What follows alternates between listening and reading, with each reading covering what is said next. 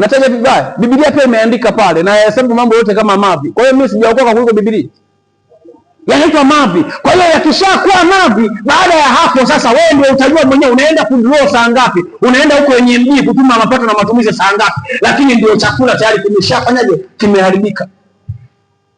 Sasa pointi yangu iko hapa, ukishakuwa kile chakula umekula, kiko tumboni, kabla nyongo haijaangushia matone ili kioze, kile chakula kinakataa kukaa kwenye mfuko wa chakula.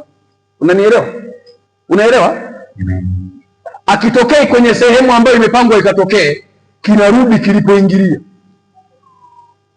Kikisharudi, kama ulikula mihogo ambayo haujatafuna vizuri, inatoka vile vile. Kama ulikula dagaa hujakata vichwa, dagaa wanatoka wanakuangalia bro, umetuona tena. Haleluya. Ina maana kimerudi chakula kile kile, ila ambacho kimepotea ni thamani. Kwa hiyo kimerudi chakula, lakini chakula kisicho na thamani. Yes.